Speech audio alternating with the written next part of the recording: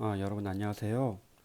4차시 교과서 정리와 필기 같이 해보겠습니다. 어, 오프닝에서 칠판을 보면서 안내 드렸듯이 법의 의미, 법의 의미와 이념에 대해서 오늘 공부를 할 것이고요. 법의 의미는 이미 여러분이 초등학교, 중학교 때 다 배웠을 거예요. 간단하게 규범 중에서 가장 최소한 어, 제재를 가하는 규범인 거죠. 강제력이 있는 규범. 그래서 법은 도덕의 최소한이더라. 뭐 이런 얘기들이 있었고요. 오늘은 법의 이념입니다. 법의 이념은 이념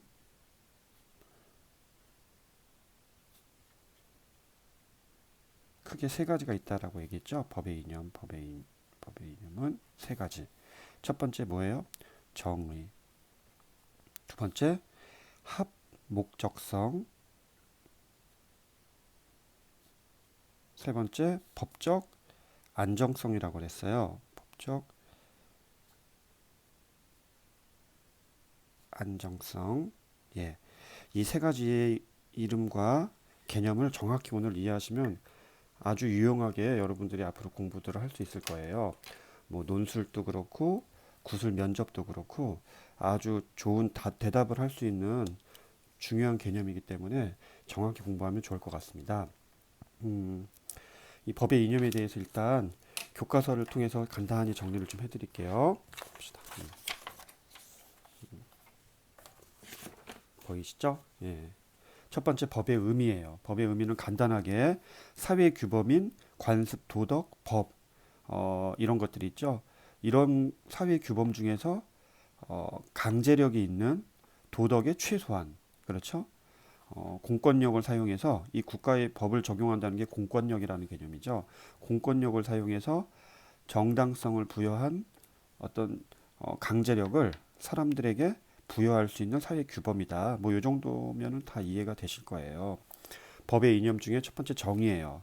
사실 정의는 법이 추구하는 궁극의 이념이죠. 우리 그래서 정의롭지 않냐, 정의롭냐, 막 이런 얘기들을 하면서 이 판결은 참 정의롭다. 뭐 이런 얘기들을 하죠. 법이 추구하는 궁극의 이념인 정의는 어, 각자가 노력한 만큼의 몫을 얻는 것, 뭐 울피아누스라든지 뭐 이런 사람들이 얘기했던 법철학자들이 얘기인데요. 각자의 그의 몫을 그것이 정의이다. 뭐 이런 식으로 정의를 정의한 적도 있고요. 평등에 대해서도 정의다. 혹은 자유가 정의다. 이런 식으로 사람들은 각각이 법이 추구하는 궁극의 이념을 정의라는 개념으로 정의하고 있어요. 하지만 이런 정의는 추상적이다라는 게 한계가 있어요. 다시 정의는 첫 번째 법이 추구하는 궁극이다, 목표다. 하지만 그 정의는 추상적이다라는 게 한계죠. 추상적. 예, 즉 사람에 따라 각기 다르다라는 거예요. 각기 다르다. 어, 그래서 이런 정의를 주장한 학자들이 굉장히 많죠. 뭐 고대의 아리스토텔레스부터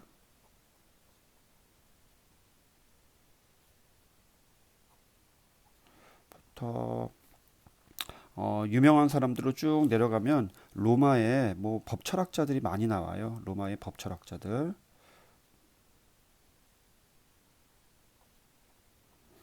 쭉 가다가 유명한 사람으로 롤스라는 사람이 나오죠.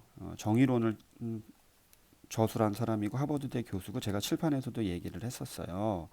그리고 이 롤스 뒤에 제자로 여러분들 정의란 무엇인가 책 많이 들어보고 읽어봤을 거예요. 마이클 샌델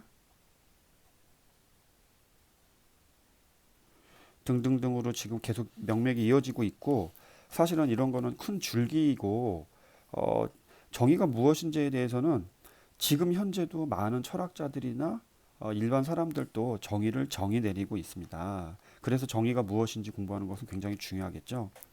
어, 그래서 이런 개별 개별 정의에 대한 부분들을 구체화시키는 법의 이념이 바로 한목적성이에요. 정의의 내용을 무엇한다? 구체화시킨다. 구체화. 같이 볼까요? 한목적성은 정의는 법이 추구하는 궁극의 이념이다. 하지만 그 의미와 내용이 어떻다? 추상적이다라는 거죠. 그래서 정의의 무엇을 설정한다? 방향을 설정해주는 기준이 된다. 이것이 바로 한목적성이에요. 그래서 이 한목적성은 그 사회가 추구하는 가치들을 얘기해요. 가치나 목적, 이런 패러다임, 그 사회가 규정하는 한 방향성 이런 것들을 얘기하죠. 예를 들어 애덤 스미스가 국부론을 썼던 1776년 이 시기에 영국 자유방임주의 국가였죠. 예. 이런 자유방임주의 국가에서는 평등보다는 개인의 자유를 중요시 여겼죠. 이런 자유를 중요시 여기는 이 시기의 정의는 평등보다는 자유였다는 얘기예요. 그 이후에 뭐 1930년대 뉴딜 정책이라든지 혹은 사회주의가 1917년에 프롤레타리아 러시아 혁명들이 일어났다든지 1930년대 히틀러가 전체주의 국가를 통해서 전체주의를 이렇게 전쟁을 일으키게 했던 그 시기 1930년대 40년대의 시기는 개인보다는 국가 중심의 어떤 방향성이었던 거죠. 왜냐하면 뉴딜 정책도 국가 중심 그리고 사회주의도 국가 중심 전체주의도 국가 중심 그 시기에는 개인보다는 국가 중심의 그리고 그렇죠. 개인보다는 국가 중심의 어떤 방향성 이런 것들이 정의의 기준이 되는 한목적성이었다. 이렇게 얘기할 수 있다는 얘기예요. 그래서 한목적성을 다시 한번 정리하면 무엇을 구체한다? 정의를 구체한다. 구체하는 개념이고 그 다음에 정의의 방향성을 정해준다는 얘기죠. 그리고 이것 또한 시대별로 다르다라는 게 핵심이에요. 즉 개인의 자유를 강조하던 시기가 있을 것이고 개인의 평등을 전체 평등을 강조하는 시기 그리고 국가 중심 혹은 공리주의 철학이죠. 공리주의적 철학 그 다음에 뭐 칸트적인 개념들 목적론적인 이런 등등등이 정의의 한 방향성을 정해준다는 얘기예요. 그래서 예를 들어서 제가 굉장히 인상 깊게 읽었던 책인데 지금도 사실 전부 다 이해하기는 어려운 책인 것 같아요. 근데 존 스튜어트 밀의 공리주의 책이에요. 한번 잠깐 넘겨볼까요?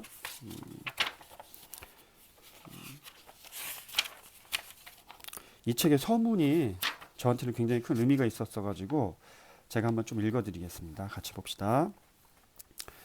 오랜 시간이 흘렀지만 우리 삶에서 옳고 그른 것을 판단하는 기준을 둘러싼 논쟁은 별다른 진척을 보이지 않고 있다. 지식의 발전 과정을 되돌아볼 때 이것만큼 우리의 기대를 저버린 것이 또 있을까? 인간의 삶에서 무엇보다 중요한 주제임에도 이 문제에 관한 철학적 논의는 여전히 심각한 낙후 상태를 벗어나지 못하고 있다. 철학이 처음 생기면서부터 최고의 선, 달리 말하면 도덕성의 기초에 관한 의문이 사변 철학의 핵심 과제가 되었다. 즉 무엇이 옳고 그르냐에 대한 얘기죠. 최고의 선은 과연 무엇일까? 그동안 최고의 지성들이 이 문제를 풀기 위해 온몸으로 매달렸으나 만족스러운 결과를 얻지 못했다. 그저 치열한 논쟁 끝에 여러 분파와 학파로 갈라졌을 뿐이다. 이 뒤에 얘기의 핵심들은 고대 소크라테스부터 아리스토텔레스, 소피스트 그리고 그 밖에 많은 사람들이 과연 정의가 과연 무엇인가, 옳고 그름이 무엇인가에 일 원리를 따져보려고 얘기를 했었는데 서로 의견만 나눠졌지 한치의 진전이 없었다라는 얘기고요. 그 이후에 존 스튜어트 밀은 이 공리주의라는 개념을 통해서 특히나 질적인 공리주의라는 개념을 통해서 바람직한 것, 늘 옳은 행동, 정의 이것이 무엇인지를 공리주의적 관점으로 제시를 했던 책이 바로 이 존 스튜어트 밀의 공리주의라는 책이에요. 여기에 보면은 제가 책을 읽을 때 뭔가 좀 필기하는 습관이 있는데 5차 시대 배우겠죠. 제가 5차 시대 처칠이 민주주의는 인간이 만들어낸 가장 덜 나쁜 제도다라고 얘기를 했어요. 우리들은 최선이 아닌 최악을 방지하는 제도, 그리고 어, 효용보다는 비용을 최소화시키는 제도로 간다라는 것들, 이런 원리들이 어떠한 제도를 만들어내거나 이론을 만들어낼 때 굉장히 중요한 바탕이 됐던 인간의 심리이기 때문에 이런 부분들을 존 스튜어트 밀도 고려를 했던 부분들이 있어서 제가 이런 것들을 적어놨었고, 이 얘기들은 나중에 5차 시, 6차 시 때 같이 얘기를 할 거니까 그때 다시 한번 얘기를 하도록 하겠습니다. 핵심은 방금 말씀드렸던 존 스튜어트 밀의 공리주의가 공리주의적인 입장에서의 정의가 따로 있는 것이고, 자유중심적인 부분에서의 정의를 얘기하는 사람들이 따로 있을 것이고, 평등을 주장하는 사람들의 정의가 따로 있을 것이에요. 하지만 대체로 우리가 이러한 개념들 중에서 일반적으로 정의라고 얘기하면 보통 우리는 평등을 가장 많이 강조하는 편이더라. 이런 부분도 좀 생각을 해보긴 해야 될 것 같아요. 여기까지 이해되셨을 것 같고, 세 번째로는 법적 안정성에 대해서 말씀드리겠습니다. 법적 안정성은 정의와 좀 상대적인 개념이에요. 법적 안정성이란 국민이 법의 권위를 믿고 법에 따라 안심하고 생활할 수 있는 상태, 안정된 상태를 얘기하죠. 법이 국민으로부터 신뢰를 얻고 안정적으로 기능하기 위해서는 법의 내용이 1번 명확해야 돼요. 두 번째, 실현 가능해야 되고요. 또한 자주 변경되지 않아야 돼요. 그리고 일반인의 법의식에 부합해야 돼요. 이 네 가지가 법적 안정성의 네 가지 기준이에요. 잘 기억해 두시고, 법적 안정성의 네 가지 기준. 그러나 중요하죠. 그러나 법적 안정성을 지나치게 강조하면 정의가 훼손될 수 있죠. 법적 안정성만 강조하다 보면 정의가 훼손될 수 있어요. 이 양면성들이 있는 거죠. 이런 법적 안정성을 중시하는 제도에 법률 불소급 제도와 시효 제도라는 게 있다. 이거 중학교 때 다 배웠을 거예요. 소급한다라는 것은 소급한다는 것은 거꾸로 돌린다는 얘기예요. 예를 들어 그러한 규정이 없는데 종례 시간에 아침에 지각한 학생은 어, 징계 5일에 뭐 이렇게 회부한다. 이런 만약에 규칙을 만들었다라고 하면 그 적용은 다음 날부터 적용이 돼야 되는데 소급해서 종례 때 그 규칙을 만들고 아침에 지각한 학생에게 적용하는 것, 이걸 우리는 소급이라고 하고요. 소급을 하는 것들은 예외적으로 몇 가지들이 있어요. 긍정적일 경우에 소급을 할 수 있는 제도들. 하지만 형법에서, 특히 형법에서는 그 만들어진 규칙을 과거 행위에 대해서 소급해서 적용하게 되면 사람들은 불안정한 위치에 처해질 수밖에 없기 때문에 법적 안정성에 따라서 형벌은 절대로 소급해서는 안 된다라는 거. 이거를 우리는 법률 불소급의 원칙이라고 하고요. 형법뿐만 아니라 다양한 다른 법에서도 뭐 세법이라든지 이런 데서 민법에서도 소급을 하는 것들을 다 원칙적으로 금지하고 있겠죠. 이것들은 다 법적 안정성을 위한 제도이다, 방안이다. 시효제도라는 거는 시간에 효력을 둔다는 것이죠. 공소시효 뭐 이런 것들이 대표적인 얘기들이고요. 뭐 이거 말고도 민법에는 취득시효라든지 이런 개념들이 있어요. 쉽게 얘기해서 하나만 예를 들면 어떤 주인이 없는 무주물, 주인이 없는 땅에 평온한 상태로 뭐 한 20년간 거기에 천막을 치고 살고 있었다.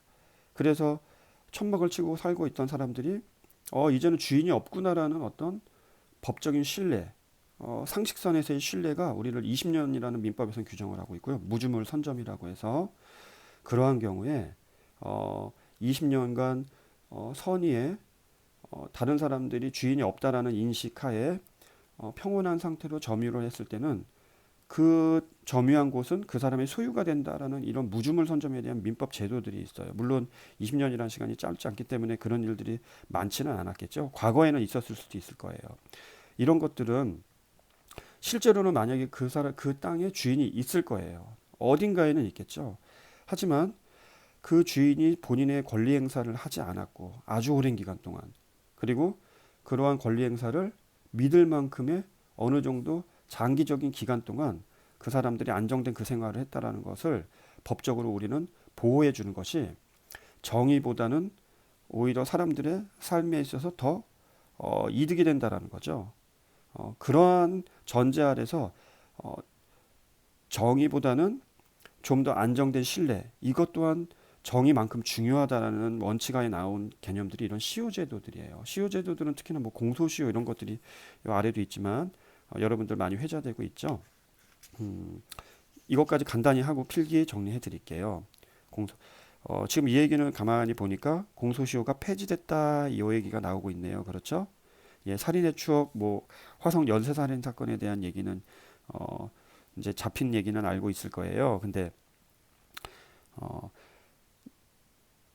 2015년에 그 갑자기 태완이법이죠. 그 태완이라는 아이가 염산에 저기 어떤 모르는 사람이 동네 사람이었죠. 동네 사람이 이렇게 염산을 뿌려가지고 얼굴에 화상을 입고 그 아이가 죽었는데 어, 이 사람이 잡혀도 공소시효에 걸려서 만약에 처벌을 받지 못한다라는 이런 부분들이 사람들의 공분을 사게 했었고 사람들의 법의식에 벗어났던 거죠. 그래서 끊임없는 청원이 이루어지고 법률이 개정돼서 결국 살인죄 공소시효가 예전에는 15년이었다가 25년으로 늘리고 나중에는 공소시효가 결국은 폐지됐어요. 이 얘기는 뭐냐면 15년일 동안에는 법적인 안정성을 기준으로 16년이 지났을 때 잡혔을 때는 살인죄에 적용을 시킬 수 없는 상황이 되었지만 그래서 법 개정이 이루어져서 25년으로 늘렸었고요. 그러다 25년이 늘렸는데 26년째에 잡혔어도 처벌을 할 수 없는 상황이 된 거죠. 그 상황에서 다시 정의란 이제는 살인죄의 공소시효를 없앨 만큼의 과학기술의 발달과 시스템의 개선 그리고 법의식의 국민의 법적 감정의 변화 이런 것들이 모두 반영이 돼서 법은 굉장히 바뀌기가 어렵습니다. 공고한데 그러한 것들이 적용이 돼서 결국 폐지가 됐던 부분이었죠. 안타깝게도 폐지가 되었지만 태안이법은 그 이후에 어떤 그 효력의 적용 때문에 적용될 수 없는 안타까움은 있었던 그런 배경들은 있었는데 이런 공소시효들은 전부 다 정의만큼 법적인 안정 상태 또한 중요하다는 의미에서 나온 법적 안정성에 대한 개념들이에요. 그래서 한번 정리를 한번 해드릴게요. 법적 안정성.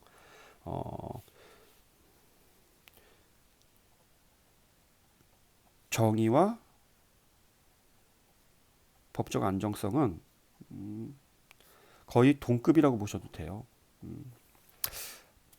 정의를 지극히 추구하다 보면 법적 안정성이 훼손될 수 있고 법적 안정성을 지극히 훼손하다 보면 정의가 훼손될 수 있더라.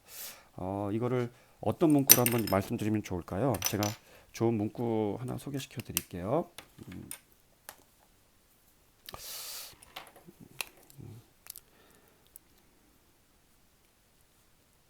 이게 윌리엄 블랙스톤이 말했던 말인 것 같긴 한데 손에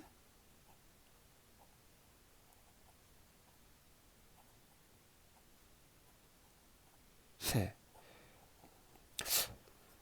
예전에 제가 그 헌법재판소 판결에서 봤던 좋은 문장이 기억이 나요. 지금 정확한 문장은 기억이 안 나지만 이 정의와 법적 안정성에 대한 개념을 비유해서 손에 쥔 한 마리의 새에 비유를 했던 기억이 납니다. 이걸 여기에다 비유를 해서 제가 문장을 한번 만들어 볼게요. 정의와 법적 안정성은 마치 손에 쥔 한 마리의 새와 같다. 즉, 정의를 추구한다고 손에 쥔 새를 조금 강하게 잡으면 새가 죽고 말죠. 하지만 손에 쥔 새를 너무 위한다고 살짝 놔버리면 새는 곧바로 손에서 날아가 버려요. 그래서 너무 강한 정의도 너무 강한 법적 안정성도 결국은 새를 죽이는 것이다. 정의와 법적 안정성의 그 균형점, 그 최적의 포인트가 있을 거예요. 그 부분에서의 정의, 그 부분에서의 법적 안정성이 가장 완벽하지 않을까 이런 부분이고 굉장히 추상적이지만 이것은 끊임없이 바뀝니다. 아까 전에 그 공소시효도 15년에서 25년 그리고 결국엔 사형 폐지가 됐는데요. 어, 저기 사형의 공소시효가 폐지됐죠.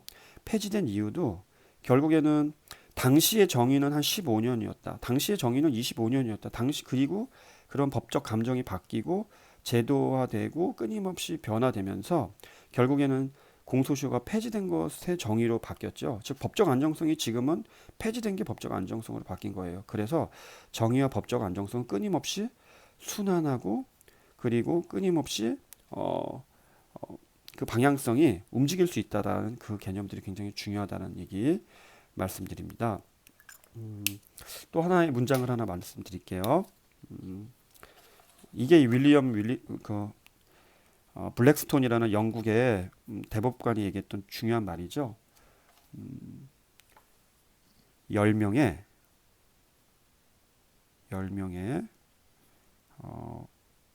범죄자를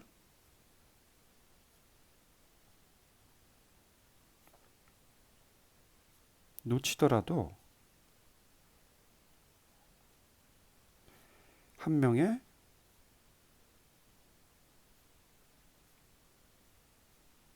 무고한 시민을 만들어서는 안 된다.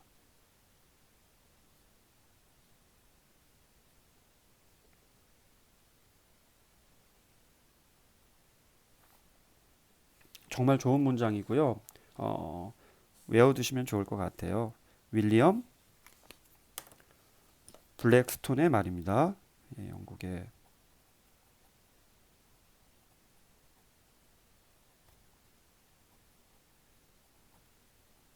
잘 안 나오네요. 예. 이 말의 의미는 무엇일까요? 10명의 범죄자를 놓치더라도 한 명의 무고한 시민을 만들어서는 안 된다. 이게 형법에서 많이 쓰는 금언이에요. 형법. 예. 좋은 말이란 뜻이죠. 예. 정의적인 측면에서는 10명의 범죄자를 놓치면 안 됩니다. 하지만 형벌을 이렇게 정확하게 적용하다 보면 한 명의 무고한 시민들을 만들어낼 수 있어요. 그래서 우리가 어떤 딜레마 상황에서 10명의 범죄자를 놓칠 것이냐, 한 명의 무고한 시민을 만들어낼 것이냐, 어떤 것이 더 효용이 클 것이냐, 이런 것들을 가지고서 논쟁을 하기도 하고 논술을 쓰기도 하는데요. 영국의 그 대법관이었던 윌리엄 블랙스톤은 아무리 10명의 범죄자를 놓치는 한이 있더라도, 왜냐하면 이 사람들은 다시 잡을 수 있는 거죠. 언젠가는 잡을 수도 있지만 그 과정에서 한 명의 무고한 시민을 만드는 것이 우리 사회에서 더 큰 비용을 치를 수 있다라는 것이고요. 이런 것들이 반대가 돼버리면 형법이 이러한 정의에 대한 원칙하에 10명의 범죄자를 잡는다는 원칙하에 한 명의 정적을 제거하는 하나의 수단으로서 작용할 수 있겠죠. 그것이 우리 모두에게 돌아올 수 있고 그러다 보니까 우리가 지금 또 판사들이 법을 적용할 때 우리의 법 감정에서는 왜 이렇게 높은 형량, 왜 이렇게 강하게 하지 않지? 라고 생각을 할 때 법관들의 판결의 어떤 기준에는 이 문구들이 아마 있을 거예요. 왜냐하면 지금 이 시기에 이 사람을 우리의 법 감정으로 무조건 이렇게 처벌을 했을 때 뒤에 혹시나 무고한 죄 혹은 누명을 쓰고 그런 상황이 됐을 때 동일하게 그렇게 강력한 처벌을 받게 되는 불상사를 막기 위해 즉 잠재적인 어떤 우리들의 그런 우리들을 보호하기 위한 하나의 그런 방패막으로서 보험으로서 이러한 가치들을 형법의 판결에서 중요한 가치로 놓고 있다. 근데 이 문장은 이 법의 세 가지 이념 중에 뭘 가장 중요시 여기는 걸까요? 그렇습니다. 정의보다는 법적 안정성을 중요시 여긴다는 문구 중에 하나로 보셔도 무방할 것 같아요. 즉 지금 규정된 법적 테두리 안에서 일단은 이것을 지키는 것이 끊임없이 정의를 추구해서 계속 바꾸자라는 그런 불안정성보다는 더 효용이 클 수도 있다라는 얘기가 법적 안정성의 측면에서 하는 얘기고 정의는 그렇지 않다. 아무리 안정된 것보다는 끊임없이 지금 현재 바람직한 게 무엇냐를 찾아야 된다는 거. 이게 정의입니다. 그래서 이에 대한 세 가지 그 법의 이념을 강조한 법원들을 하나씩 강조해 드리고 마무리하도록 하겠습니다. 여기 보시면 세상이 망하더라도 정의는 세우라. 이 얘기는 법적 안정성보다는 무엇을 정의를 강조한 개념이겠죠. 정의만이 통치의 기초이다. 당연히 정의를 강조한 것이고 민중의 행복이 최고의 법률이다. 행복이라는 시대의 어떤 가치 이것이 정의의 기준이 된다라는 한목적성을 얘기한 것이겠죠. 국민이 원하는 것이 법이다. 마찬가지예요. 정의의 극치는 부정의의 극치이다. 법적 안정성을 강조한 대표적인 말이죠. 이 말은 로마에 나오는 속담인데요. 로마는 법이 발달했죠. 도로 법률, 건축. 그 중에서도 민법이 아주 발달했습니다. 정의의 극치는 부정의의 극치다. 이 말은 뭐냐면 예를 들어 하나만 예를 들어볼게요. 즉흥적으로 집에서 오늘 혹은 학교에서 이런 것을 이렇게 하자고 사람들이 다 모여서 원칙을 정한 거예요. 이렇게 하자. 그 당시의 정보와 생각들만으로 그랬는데 그래서 시행을 하려고 하는데 갑자기 조금 새로운 걸 알게 된 거예요. 그래서 이건 이렇게 하는 게 안 되지 않냐? 이렇게 하는 게 바람직한 거 아니냐? 이게 정의 아니냐? 라고 얘기하면서 제안을 해서 또 바꾸자고 얘기한 거예요. 그런데 제도들은 빨리빨리 지금 움직여야 되는 상황이면 끊임없이 이게 맞지 않냐라고 만들어진 거에 대해서 계속 제안이 들어왔을 때 어느 정도 선 안에서 명확히 규정하고 그리고 변경하지 않는다는 그 의식의 합치가 이루어지고서 시행을 해야 되는 상황에서 끊임없는 변화에 대한 정의에 대한 주장이 결국은 제도를 시행하지 못하게 되는 상황. 결국은 제도가 시행되지 못해서 계속 의견만 나누다 끝나버리는 상황이 올 수도 있다는 얘기예요. 극단적인 상황에서. 그래서 정의만을 계속 강조하는 것은 결국 누구에게도 바람직한 것이 되지 않는 어떤 상황들이 될 수 있다. 그래서 오히려 부정의의 극치다라는 말이 나왔어요. 즉 정의가 어느 정도 반영이 되고 나면 그것을 시행해야 되는 안정성의 측면 또한 정의만큼 중요하다. 이것이 법적 안정성의 개념이다. 여기까지 이해되시나요? 오늘은 법의 이념 세 가지에 대해서 공부해 봤어요. 법의 이념 세 가지는 정의, 한목적성, 법적 안정성이다. 이 세 가지 개념 잘 기억하시고요. 정의는 법이 추구하는 궁극의 목표예요. 그리고 정의를 추구하는 사람들이 각각 달랐다는 얘기죠. 그리고 정의는 추상적이기 때문에 한목적성이라는 그 당시에 구체화된 시대적 가치 이것들이 반영이 돼야지 그 정의가 구체화되더라. 그 구체화시키는 그 방향성을 우리는 무엇이라 한다? 한목적성이라 한다. 예. 그리고 법적 안정성은 정의와는 상충되는 개념이라고 볼 수 있는데요. 정의만을 추구하다 보면 계속 정의라는 것은 국민의 법감정 그리고 가치들은 시대마다 바뀌기 때문에 이미 기준에 있던 그 안정된 상태 아마 이 법적 안정성은 과거의 정의라고 해도 무방할 것 같아요. 과거의 정의 이건 제가 개념 정의하는 개념인데 과거의 정의가 하나의 법적인 안정으로 실현이 돼서 지금 이미 고착화된 상태인 거죠. 그런데 상황에 따라 사람들의 법감정은 끊임없이 바뀌어요.